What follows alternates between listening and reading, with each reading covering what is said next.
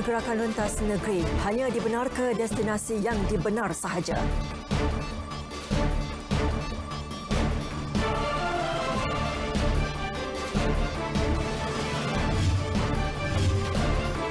Sektor pembinaan, penyelenggaraan serta perhutanan di Sabah dibenar beroperasi mulai hari ini.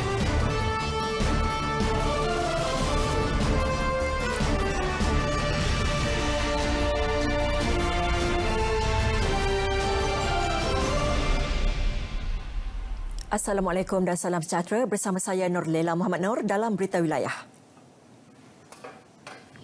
Orang ramai yang dibenarkan melakukan pergerakan rentas negeri melalui Gerak Malaysia tidak dibenarkan melencong ke destinasi lain.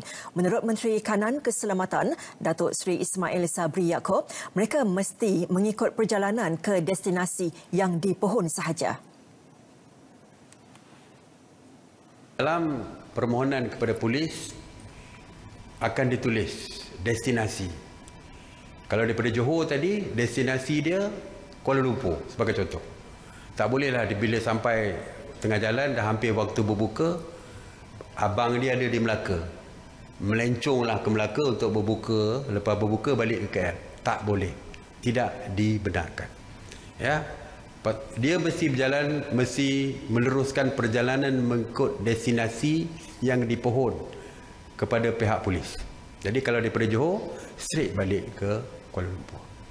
Jadi tak boleh melencong ya. Untuk berbuka puasa, saya galakkanlah kepada semua penumpang membawa bekalan makanan di dalam kereta. Beliau berkata demikian dalam sidang media harian selepas mesyuarat khas menteri-menteri mengenai pelaksanaan PKP di Putrajaya. Pada masa yang sama, Datuk Seri Ismail Sabri turut menyatakan bahawa kenderaan serbaguna MPV yang mempunyai kapasiti 6 penumpang juga dibenar membawa penumpang mengikut kapasiti.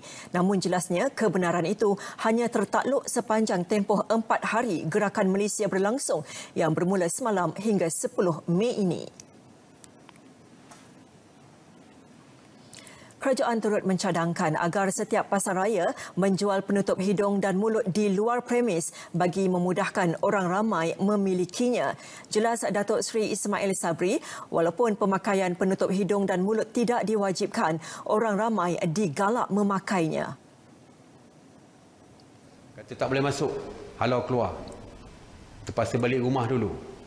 Tak boleh sebab itu tidak termasuk di dalam akta dan peraturan. Walau bagaimanapun, kita menggalakkan, kerajaan menggalakkan rakyat supaya memakai topeng muka misalnya untuk menjaga keselamatan diri. Terutamanya mereka yang bergejala mesti memakai topeng muka tersebut. Jadi untuk mengelakkan ada pelanggan yang pergi sudah begitu jauh, datang daripada rumah sampai ke supermarket, tidak dibenarkan masuk, saya mencadangkan kepada supermarket supaya meletakkan topeng muka di luar supaya mereka boleh jual kepada mereka yang tidak ada.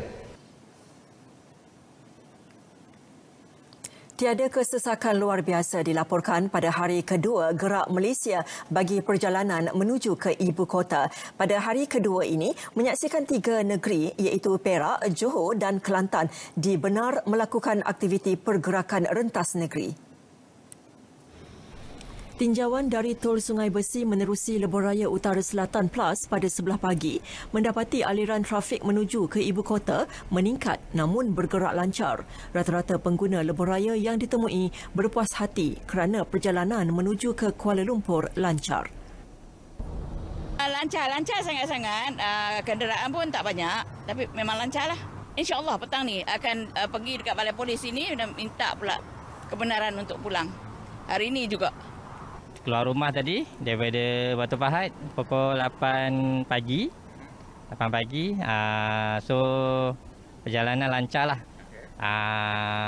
Tak ada setakat ni tak ada jumpa sekatan mana-mana. Selain itu, tinjauan mendapati tiada sebarang sekatan jalan raya dibuat di laluan keluar Plaza Tol berkenaan.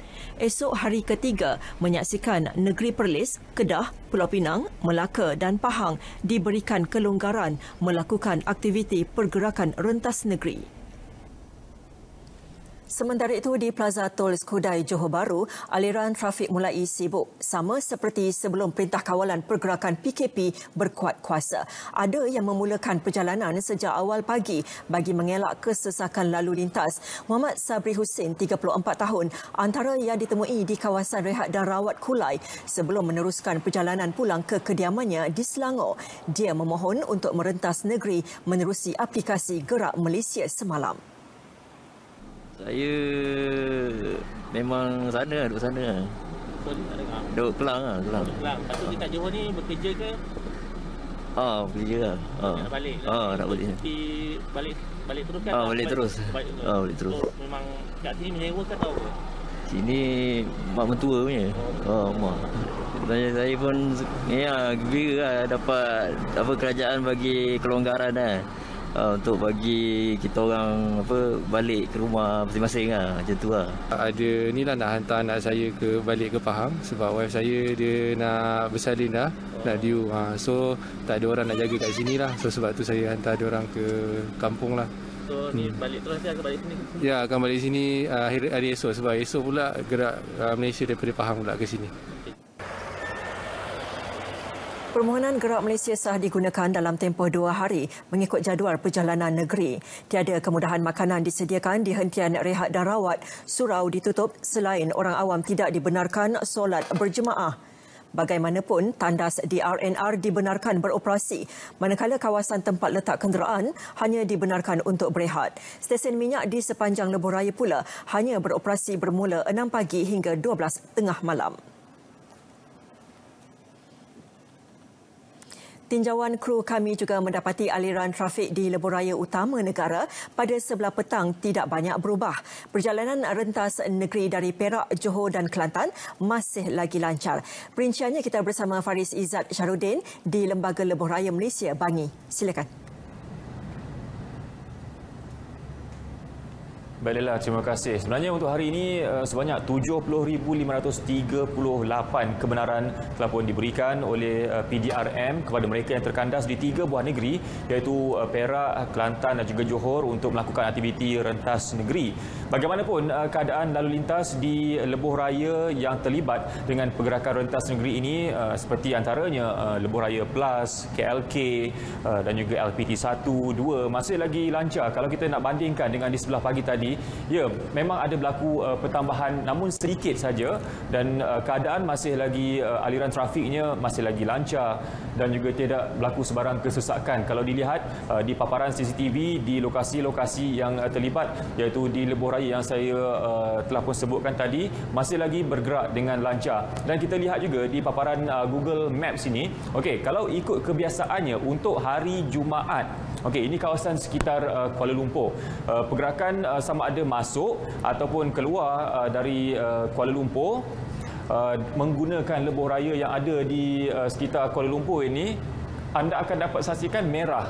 Itu adalah menandakan kesesakan yang berlaku. Tetapi untuk hari ini, walaupun hari kedua dibenarkan aktiviti rentas negeri, namun keadaan masih lagi hijau. Hijau menandakan tidak berlaku sebarang kesesakan dan pergerakan aliran trafik masih lagi lancar. Kita nak bagi tumpuan pula kepada di sini ada 4 paparan skrin yang saya nak tumpukan iaitu di lebuh raya Plus, iaitu ini adalah kawasan di Jalan Duta, di Tol Jalan Duta. Kalau anda dapat saksikan, kedua-dua arah masih lagi bergerak dengan lancar walaupun berlaku pertambahan sedikit berbanding dengan di sebelah pagi tadi. Begitu juga dengan di lebuh raya Plus, iaitu ini di Tapah, memang agak lengang. Ini adalah laluan menghala ke Kuala Lumpur. Hanya ada 1-2 kenderaan saja yang melalui lebuh raya Plus di kawasan Tapah ini. Baik, ini di Gombak pula sama juga lengang, hanya ada 1 kenderaan, ada 2. Yang ini menghala ke Kuala Lumpur. Memang sama juga macam pagi tadi dan ini di Sungai Besi. Okey, kalau dilihat ada berlaku pertambahan kenderaan namun tak banyak.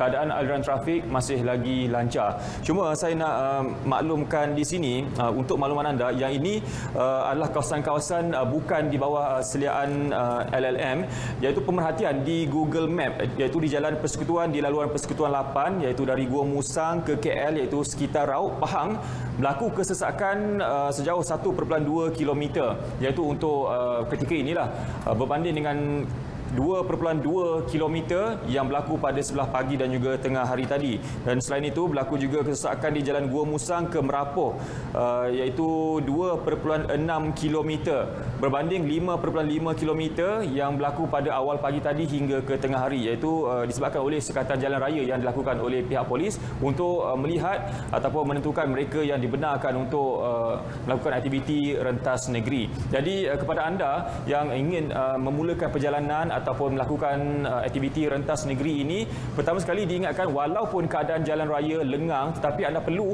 patuh kepada had laju yang telah pun ditetapkan, dan anda perlu untuk top up touch and go anda sebelum anda memulakan perjalanan. Jadi saya kira itu sahaja dahulu langsung dari saya di LLM Bangi ini. Kembali semula bersama dengan Lela. Silakan.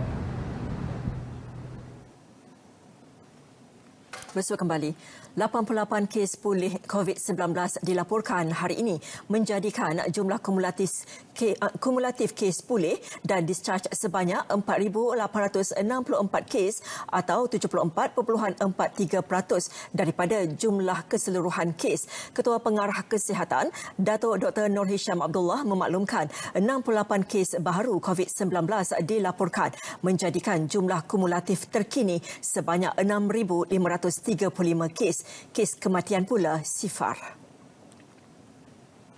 Iaitu jumlah kes aktif dengan keboleh jangkitan COVID-19 adalah 1,564 kes dan mereka telah diasingkan dan diberi rawatan di hospital. Ingin dimaklumkan bahawa daripada 68 kes baru yang dilaporkan hari ini, 4 adalah kes import daripada warga negara yang pulang dari luar negara, iaitu 3 daripada United Kingdom dan 1 daripada Amerika Syarikat. Ini bermakna kes penularan tempatan adalah sebanyak 64 kes, di mana sebanyak 3 kes telah dikesan dari kluster dan lokaliti di bawah Perintah Kawalan Pergerakan diperketatkan. Sehingga kini 18 kes positif COVID-19 sedang dirawat di unit rawatan rapi. 7 daripadanya memerlukan bantuan pernafasan. Mengulas mengenai kluster pedas Negeri Sembilan, Datuk Dr. Nur Hisham berkata 786 individu telah disaring melibatkan pekerja kilang dan ahli keluarga mereka.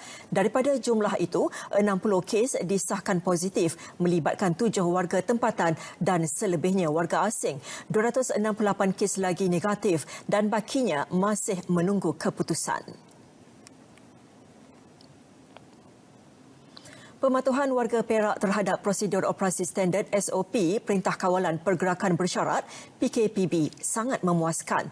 Perkara itu diakui Ketua Polis Perak, Datuk Razarudin Husin, hasil pemantauan yang dilakukan sejak PKPB mendapati tiada ibu bapa yang membawa anak mereka ketika keluar membeli barang.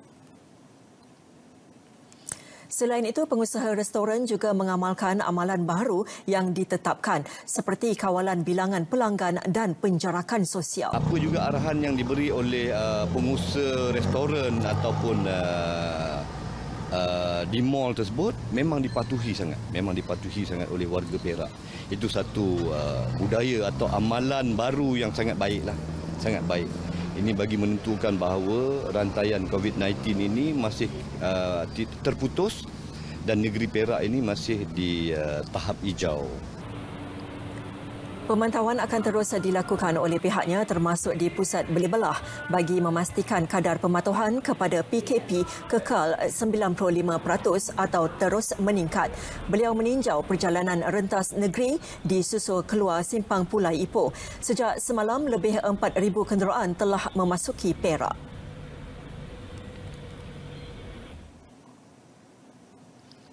Pahang mengesahkan persetujuan untuk melaksanakan Perintah Kawalan Pergerakan Bersyarat PKPB dengan pengubahsuaian wajar terhadap prosedur operasi standard SOP berkaitan pelaksanaannya.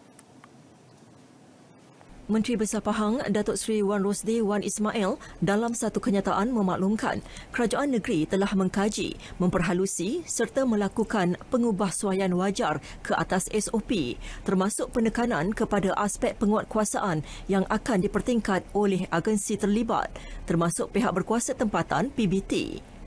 Langkah itu bagi memastikan kesihatan awam atau rakyat terus terpelihara apabila sektor ekonomi dan sektor awam tertentu dibuka semula seperti ditetapkan di bawah PKPB. Beliau turut berkata kerajaan negeri telah menurunkan kuasanya kepada PBT seperti yang dibincangkan dan diputuskan pada Majlis Mesyuarat Kerajaan MMK Negeri pada 6 Mei lalu. Perkara itu turut dibincangkan dan diperhalusi pada mesyuarat mingguan Jawatankuasa Kerja Keselamatan Negeri yang dipengerusikan beliau hari ini. Kerajaan Sabah memutuskan untuk membenarkan sektor pembinaan dan penyelenggaraan serta rangkaiannya dan sektor perhutanan serta rangkaiannya beroperasi mulai hari ini. Ketua Menteri Datuk Seri Muhammad Syafiee Apdal dalam kenyataan memaklumkan aktiviti pembinaan yang dibenarkan beroperasi melibatkan kerja-kerja pembinaan bangunan, infrastruktur, kemudahan awam, lanskap dan lain-lain sektor pembinaan. Sementara aktiviti penyelenggaraan yang dibenarkan beroperasi meliputi pembaikan dan pemeliharaan infrastruktur, bangunan, kemudahan awam, lanskap, pemotongan rumput, loji, jana kuasa, pembersihan, pembentungan, saluran paip air, pengairan dan saliran dan sebagainya. Manakala aktiviti perhutanan huluan melibatkan peladangan hutan, restorasi hutan, silvikultur, pengeluaran dan pengangkutan hasil-hasil hutan dan lain-lain aktiviti perhutanan huluan. Aktiviti perhutanan hiliran melibatkan kilang papan, kilang veneer, kilang papan lapis, kilang perabot, kilang molding, finger joint dan kilang-kilang lain pemprosesan berasaskan kayu. Kebenaran beroperasi adalah tertakluk kepada prosedur operasi standard Kementerian Kesihatan dan hendaklah disahkan bebas daripada COVID-19 oleh Jabatan Kesihatan Negeri Sabah. Rakyat Sabah menyambut baik pelaksanaan Perintah Kawalan Pergerakan PKP Tahap 5 yang dilakukan secara berperingkat bermula semalam tertakluk kepada prosedur operasi standard SOP Kementerian Kesihatan. Orang awam yang ditemui kru berita RTM di Kota Kinabalu bersetuju PKP 5 perlu diteruskan bagi mencapai sifar COVID-19 sekaligus memutuskan rantaian wabak itu. Mereka juga berasa syukur kerana kerajaan negeri tidak mengabaikan sektor ekonomi yang dibenar beroperasi walaupun PKP 5 diteruskan. Perlukan pendapatan untuk sara semua keluarga kan. Kalau duduk di rumah saya pun stay at home hanya untuk elaknya virus pun saya rasa boleh mengakibatkan benda-benda yang tidak baik juga kan. Macam anak sakit, mau pergi hospital dia ada duit macam tu. Susu, makanan budak. Sebagai rakyat kami menyambut baik seruan kerajaan, itu pun sebab itu pun demi nyawa orang juga kan. Jadi kita tidak boleh blame apa-apa pada kerajaan, dan salah satunya juga kerajaan tidak membiarkan sektor ekonomi, maksud saya dia ada juga membenarkan yang sektor-sektor lain yang penting dibuka lah. Kalau PKP diberhentikan agak merisaukan juga sebab macam dia betul-betul belum clear. Kita tidak tahu dia betul sebagai macam mana dia punya clear lah. Jadi kalau dia PKP diberhentikan, kita akan amalkanlah kebersihan. Seandainya diteruskan juga PKP 5, mungkin dari sudut ekonomi ia adalah sesuatu yang bagus sebab tidak semua pekerjaan itu orang ramai bekerja secara mendapat gaji bulanan lah kan. Apabila sektor ekonomi banyak ditutup, terjejas ekonomi lah, dari segi ekonomi itu sendiri terjejas. Tetapi seandainya beberapa sektor ekonomi dibuka, mungkin ia akan membantulah. Sebagai permulaan, sektor yang dibenar beroperasi ialah sektor pertanian dan industri makanan serta rangkaiannya, sektor perkilangan dan pembuatan serta rangkaiannya dan operasi logistik seperti pengangkutan darat, jeti dan pelabuhan. Kilang-kilang dan ladang-ladang sawit di daerah Lahad Datu, Kuna dan Kinabatangan juga dibenar beroperasi semula tertakluk kepada pengesahan bebas COVID-19 daripada Jabatan Kesihatan Negeri Sabah. Semua bengkel kenderaan di Sabah turut dibenar beroperasi bermula hari ini. Bagaimanapun, pengusaha bengkel perlu mematuhi SOP yang ditetapkan. 317 pelajar dan tenaga pengajar dari beberapa madrasah di Johor telah menjalani saringan COVID-19 kemarin. Arahan itu dikeluarkan Jabatan Kesihatan Negeri Johor susulan kepada kluster yang mempunyai kaitan dengan kluster Sri Petaling. Esko Kesihatan dan Alam Sekitar Negeri R. Vidyanathan melalui satu kenyataan memaklumkan semua pelajar dan kaki tangan memberi kerjasama yang baik sepanjang tempoh saringan.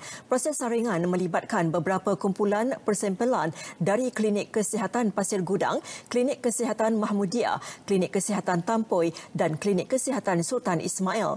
Sementara itu, semua majikan di negeri ini perlu membuat saringan kepada semua pekerja asing bagi mengelak wujud kluster baharu seperti yang berlaku di sebuah pusat beli belah di Ceras, Kuala Lumpur. Jabatan Kesihatan Negeri Sabah JKNS juga giat membuat saringan ke atas semua penumpang penerbangan yang tiba di negeri itu. Pasukan kesihatan akan memeriksa borang pengisytiharan kesihatan dan mengambil sampel rongga hidung dan tekak sebelum menyerahkan borang arahan pemantauan di rumah. Menurut kenyataan media Pengarah Kesihatan Negeri Sabah, Dato' Dr. Christina Rundi, seramai 320 anggota polis yang baru tamat latihan di Sarawak tiba di negeri ini Selasa lalu. Sampel kesemua anggota polis berkenaan telah diambil dan mereka perlu menjalani kuarantin di Pulapol, Kota Kinabalu dan PGA Kinarut.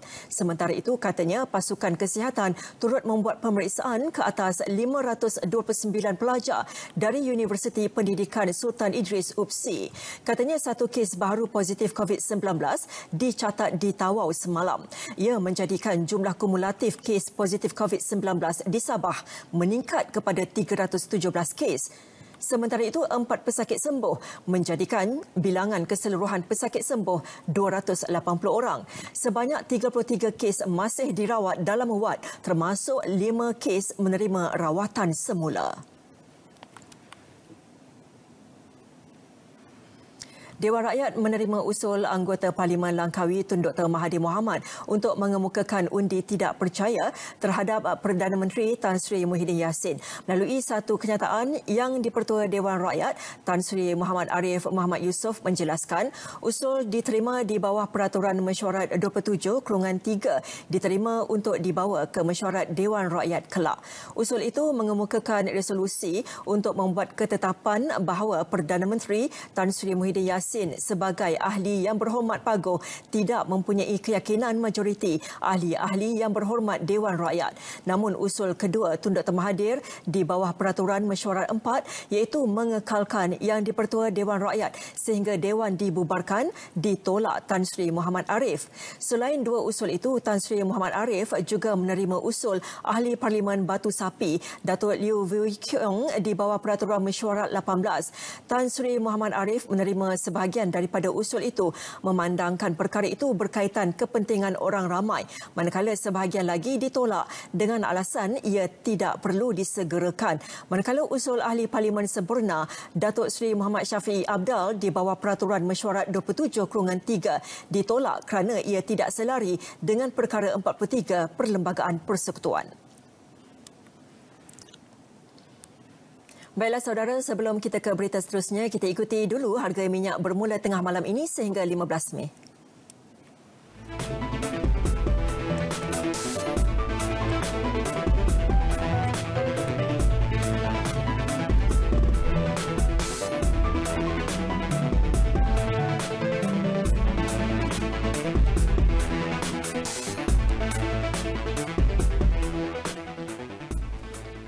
Pemergian Allahyarham Ustaz Dato' Ismail Kamus ke rahmatullah amat dirasai pelbagai pihak. Menteri Komunikasi dan Multimedia, Datuk Saifuddin Abdullah mengucapkan takziah atas pemergian pendakwah terkenal itu pada tengah malam tadi. Datuk Saifuddin dalam akaun Twitter rasminya berharap semoga keluarga Allahyarham bersabar dan reda atas kehilangan Allahyarham. Tambahnya, Allahyarham sering memberi pesanan kepada orang ramai supaya tidak meninggalkan solat, membaca Al-Quran, zikir dan wirid serta bersedekah. Sementara itu, Menteri Kanan Keselamatan Datuk Seri Ismail Sabri Yaakob melalui Twitternya turut menzahirkan rasa sedih atas kehilangan besar seorang pendakwah dan tokoh agama di negara ini. Menteri Kesihatan Datuk Seri Dr. Adam Baba juga mengucapkan takziah kepada keluarga Allahyarham dan mendoakan agar rohnya ditempatkan bersama-sama orang yang soleh. Allahyarham Ustaz Dato' Ismail Kamus selamat dikebumikan di tanah perkuburan AU4 Kramat tengah hari tadi.